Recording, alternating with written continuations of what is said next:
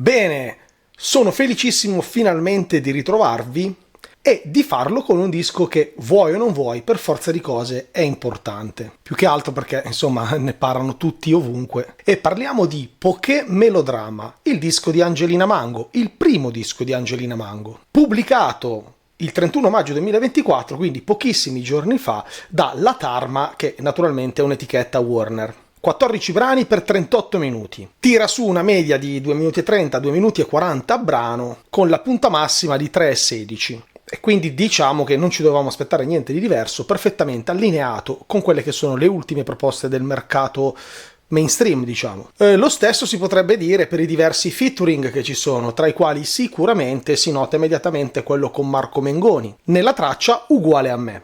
Anche dal punto di vista del numero degli autori dei brani, questo disco segue l'andazzo degli ultimi anni e abbiamo canzoni con 5 autori, 4 autori, 3 autori, poi di nuovo 5, insomma questo è l'andazzo. Parto parlando della produzione e anche qui non ci sono clamorose novità, non che qualcuno se l'aspettasse, almeno credo.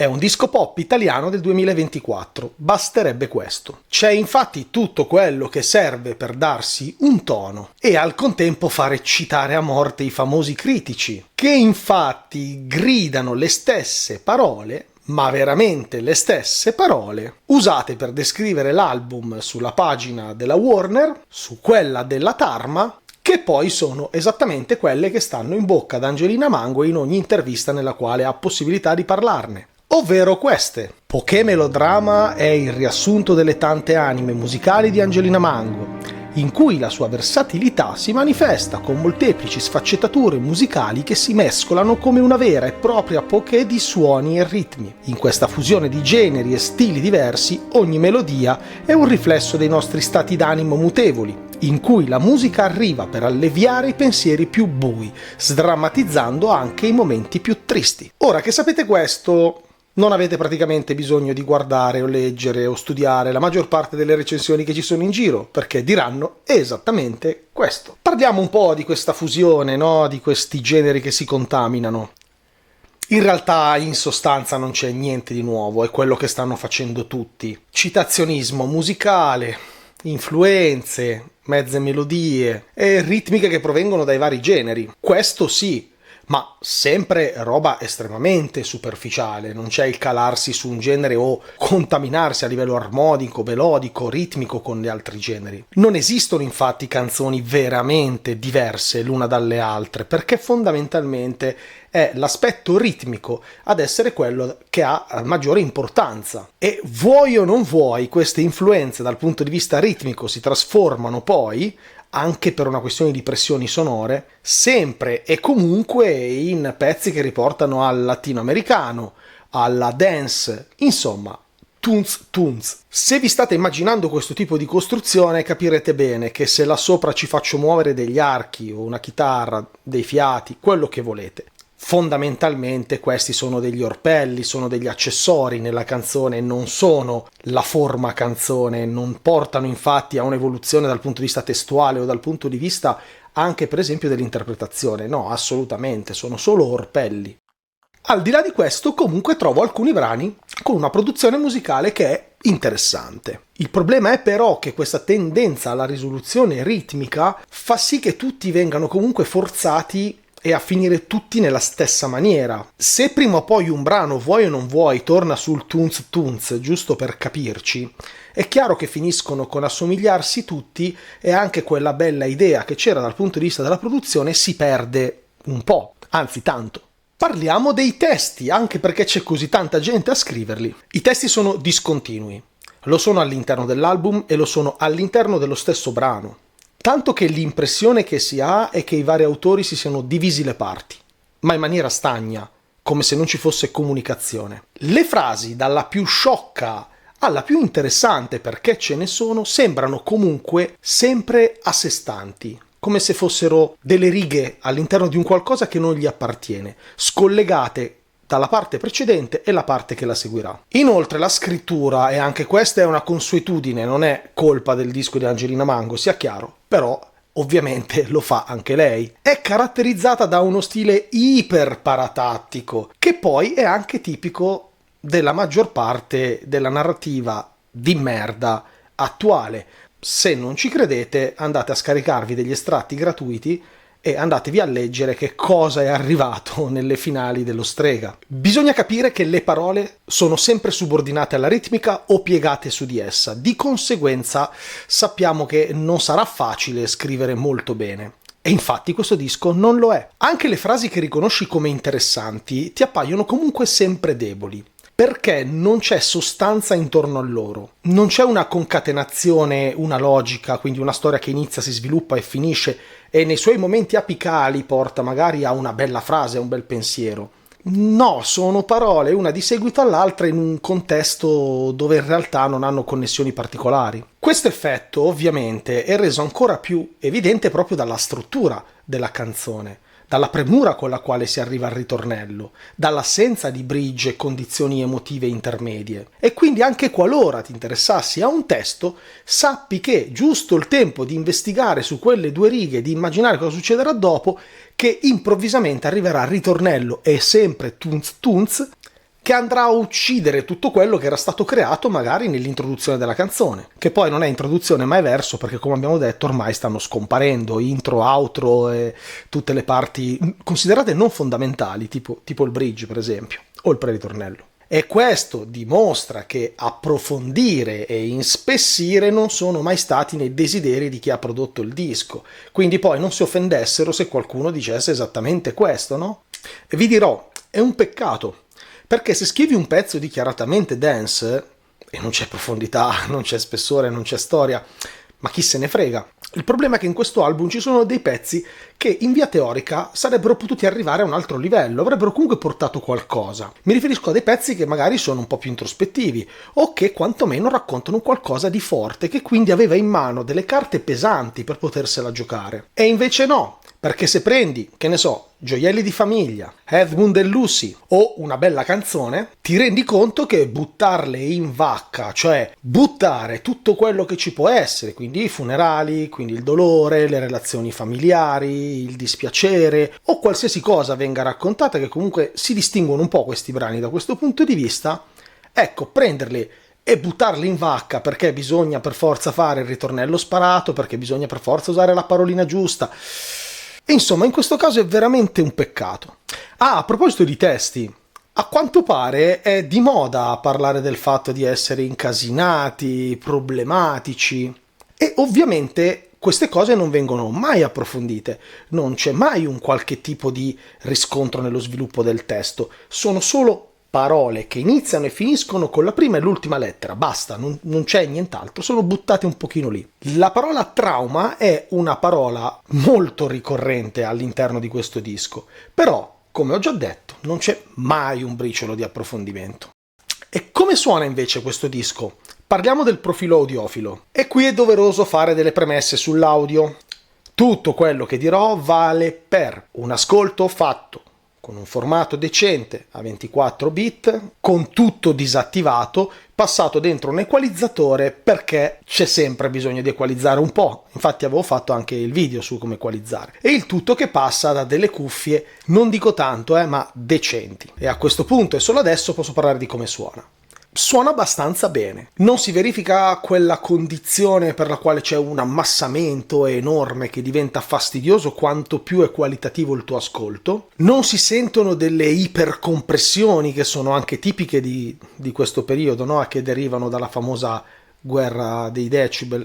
Certo, è registrato per spingere, su questo non ci piove, e in alcuni brani lo fanno decisamente troppo. Ad esempio, nella canzone Invece sì, anche controllando ed equalizzando ci sono diversi brani nei quali devi decidere. O segui una serie di frequenze o abbassi il volume generale, perché altrimenti la differenza dinamica è troppo grossa, cioè arrivano delle botte incredibili.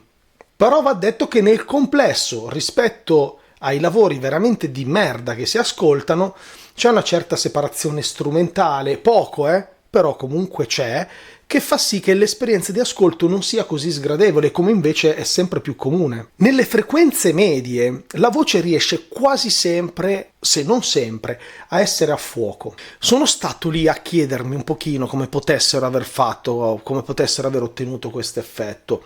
Sono giunto alla conclusione che è probabile che spingendo tantissimo sulle basse e avendo delle alte giustamente anche aperte, quindi un profilo molto a V, per far sentire le medie probabilmente hanno limato delle piccole bande a fianco alle frequenze in maniera che le medie non fossero appunto invase dalla prepotenza veramente notevole, soprattutto delle basse. Questa intelligibilità della voce in questo disco però è ottenuta anche in un'altra maniera, cioè tramite una sapiente dinamica. È pieno di stacchi netti o abbassamenti bruschissimi di volume, se non cancellazione degli strumenti e quindi di parti a cappella. E questo naturalmente, oltre a portare dinamica, fa funzionare meglio la voce. C'è da dire che questi sono dei rimedi veramente grezzi, grezzissimi, però gli bisogna riconoscere il merito di essere comunque efficaci, perché alla fine è molto più gradevole e risulta all'udito molto meno compresso rispetto ad altri dischi, quantomeno c'è quell'intellegibilità nei passaggi che è comunque una cosa sempre gradita. Menzione a parte va fatta per gli effetti voce. Facendo un ascolto di una certa qualità ci si rende conto che ci sono gli effetti voce e ci sono praticamente sempre, però non sono praticamente mai esagerati. Ricordo all'interno del disco forse 2-3 momenti nel quale l'autotune esagera e diventa robotico. Per tutto il resto sta lì, voglio dire, e fa la funzione che ha fatto il Melodyne su qualsiasi canzone di qualsiasi cantante, non lo so, forse degli ultimi 30 anni, quindi non è niente di strano, hanno fatto un buon lavoro da questo punto di vista, va riconosciuto.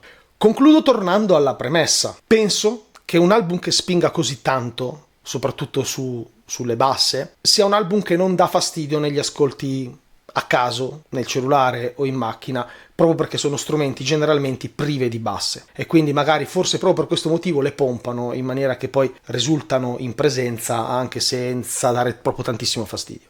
Credo che ascoltare su un impianto per esempio buono un file di non ottima qualità invece rischi di essere deleterio. Se qualcuno fa questo tipo di ascolto, me lo dica, ci confrontiamo, è sempre interessante farlo. E ora parliamo della voce, nelle parti dei brani più canonici. Dico le parti perché spesso poi il brano comunque finisce sempre sul tunz tunz, quindi stiamo parlando di pezzi all'interno della traccia, non di brani interi. Comunque, dove questi brani hanno un'intenzione melodica e anche del cantato un po' più della classica canzone popolare italiana, lei canta bene, canta con una certa intensità, soprattutto si esprime molto bene in quelle frequenze che vanno da medio-alte, alte. Se riesce a prendere quello slancio sulla melodia, non solo ci arriva benissimo, ma ci arriva anche con stabilità e corpo della voce, il che devo dire è sorprendente per una ragazza così giovane, perché comunque la sua voce, soprattutto in quella parte lì, è veramente tanto credibile. Si distende, ci arriva con precisione e solidità. In questo disco ho però scoperto che il problema di Angelina Mango non è che non sa cantare, il problema è che non sa parlare. E ora mi spiego. Un album ultra pop del 2023 cantato da una ragazza uscita da Amici e che è giovanissima poteva forse salvarsi dalla tendenza del rap? Ma certo che no, purtroppo. E quindi molto spesso abbozza delle mezzo rappate, nelle quali si dimostra clamorosamente inadeguata, spesso proprio per una mancanza di flow e metrica, nonostante abbia letto delle recensioni che invece lo esaltano, ma io non lo so che cazzo di rap ascoltano questi perché... cioè è terribile. Altra conseguenza del rap è che il rap la avvicina molto al parlato e stando a questo album sarebbe meglio che Angelina Mango non parlasse mai, perché appena abbandona le frequenze del canto classico ci trascina in un mondo di parole tronche, vocali macinate, pezzi che vanno fuori metrica e quindi a un certo punto ma sì, fa niente, sta parola la abbozziamo, la diciamo a metà, insomma una roba veramente terribile, che un po' sono sicuramente anche dei limiti dal punto di vista metrico o proprio dal punto di vista della dizione, non lo so. Ma sicuramente c'è anche una certa influenza di una cosa che per me è inspiegabile, cioè questa cosa di cambiare le parole e che lo stanno facendo in tanti negli ultimi anni e che si ritrovano a masticare e a biascicare queste parole. Se avete mai avuto la sfortuna di ascoltare qualcosa, per esempio, di Arcomi, ne è pieno, pienissimo. Mi sono segnato questa frase così per come la si ascolta. Meglio così, ma dimmi che ho fatto. Ma come cazzo parlano questi? Cioè come parlano? A chiedere qualcosa da una parte, dico dammi un po' di quel... Cioè, non lo capisco, vabbè lasciamo stare. Ma. Tutto quello che abbiamo detto, andiamo a cercarlo un po' nei brani nell'album, facendo degli esempi pratici. Gioielli di famiglia, Tipico esempio di brano buttato proprio nella spazzatura per cercare di assecondare quelli che erano probabilmente i dettami della produzione.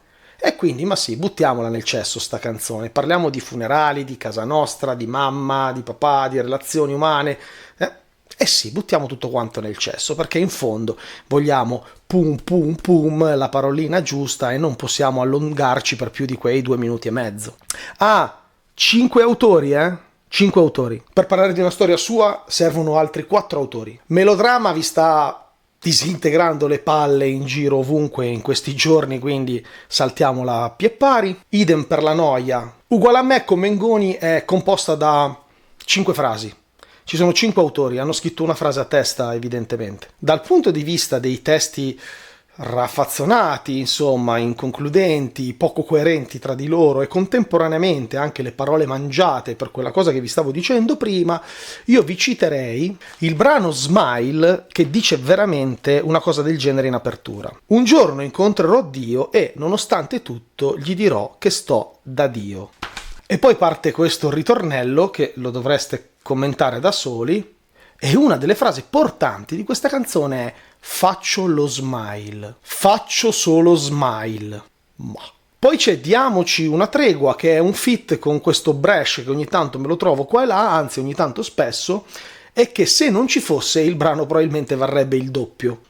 Abbiamo il già citato Edmund e Lucy, che sebbene abbia chiaramente un'ispirazione intimistica, istintiva, in realtà poi viene tutto massacrato dal fatto che questo brano per lunghi momenti, lunghi, sempre brani da un paio di minuti parliamo, però comunque sia c'è tanto parlato e c'è tanto biascicato, questa roba è terribile. Rende il tutto confuso e c'è una parte centrale che non respira.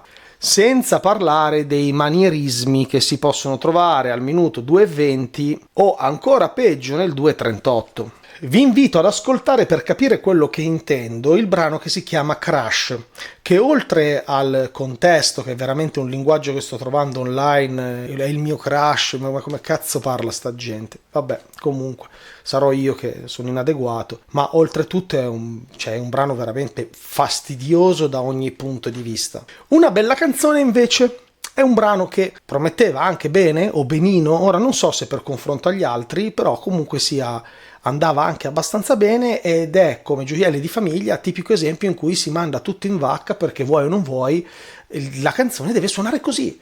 E quindi a un certo punto bisogna fare: no, stai scherzando, 2 strofe, non è un partito ritornello, no, subito, e tunz, è sempre quello il problema. Fino a quando infatti lei rimane all'interno di quella che è una classica canzone, è chiaramente una canzone forse omaggio alla tipica proprio canzone degli anni 60-70 italiana, quindi con questa linea melodica, lei è brava e canta bene. A un certo punto è scioccante il modo in cui finisce questa cosa per iniziare il ritornello, che poi si recupera, ma entra praticamente in una maniera sguaiata che è una cosa proprio terribile. Per quanto riguarda la voce c'è anche da dire che il punto più basso però viene raggiunto, secondo me, quando subentra il dialetto, perché non so com'è possibile, ma ogni volta che c'è il dialetto, che di per sé potrebbe anche non darmi fastidio, viene associato ha una pronuncia, ha una dizione proprio sguaiata, proprio da straccivendola, e non capisco il perché. Non lo so, forse è un'imitazione folcloristica di qualcosa, non lo so, però non si possono sentire ste parti. In definitiva, per questo album vale lo stesso discorso fatto per Mengoni, ad esempio, uno tra i tanti. È un album dove ci sono un paio di tracce che sono state scritte nei momenti giusti, divulgate nei momenti giusti, presentate ai giusti concorsi, con un'ipertrofia gigantesca data da tutto il supporto della macchina mediatica. Poi ci sono soprattutto brani di riempimento e seguono assolutamente il dettame del pop mainstream, tutto calcolato, tutto preciso, la parola giusta, il minutaggio a regola radiofonica, mai un azzardo, mai un'illuminazione, e infatti risulta un po' un pastrocchio. E a volte, quando si esagera nell'internazionalismo, proprio in questo tentativo di emulare magari la grande musica pop internazionale, che poi non è detto che sia molto meglio di questa, insomma, si finisce a fare pezzi come Cup of Tea, che oltre allo stile straccivendolo ricorda anche molto un'altra canzone. E la canzone è Milkshake, che sicuramente tutti quanti conoscete. Tra l'altro non proprio considerata, no, una canzone da studiare per la sua meraviglia, e neanche si può dire che è il tentativo di cercare di emulare un qualcosa di moderno, di fresco, di funzionale. Perché quella canzone è del 2003. Quella canzone ha 21 anni, bisognerebbe anche riflettere su questo, perché poi diciamo il linguaggio moderno. Che il linguaggio moderno, bisognerebbe vedere, capire qual è. E comunque il riferimento è una canzone dance di merda, cioè non è che stiamo parlando di un brano studiato. Vabbè. L'album, che ha pretese assolutamente di leggerezza, e anche nel comunicato stampa, no? C'è scritto a chiare lettere che ha questo tentativo di affrontare anche dei momenti duri, delle tematiche così, sempre in una maniera un po' leggera, sempre in maniera da sdrammatizzare. E in realtà ci sta raccontando qual è l'album, solo che bisogna vedere come lo vedi. Secondo me le parti tra virgolette drammatiche non hanno spessore, non hanno consistenza, non hanno profondità, non evocano delle figure concrete, non c'è niente, sono parole vuote. C'è però da dire che, considerando che suona abbastanza bene, che si accompagna, è fatto per i cosiddetti basshead, che il pum pum pum vale più di qualsiasi altra cosa, trovano qualcosa di semplice, sbattono la testa, ascolti l'album, ti viene da battere il piede, voglio dire, è normale, no? È il suo obiettivo. Quindi ha perfettamente senso nel panorama delle proposte attuali, però non deve avere proprio nessuna, ma proprio nessunissima mira a essere qualcosa di diverso, ma proprio, cioè, assolutamente. Vale, ripeto, il discorso fatto per il disco di Mengoni. Vi piace questa roba? Secondo voi è buona? Io credo che dovreste comprarla, mettervela su, e mentre state facendo i lavoretti domestici o andate in macchina con i vostri pensieri, ve la tenete in sottofondo, vi farà sicuramente piacere, vi farà sicuramente allegria, e fine della faccenda. Non iniziate però a parlare di musica, di testi o di grandi cantanti, perché altrimenti lì, cioè, sbattete contro l'evidenza.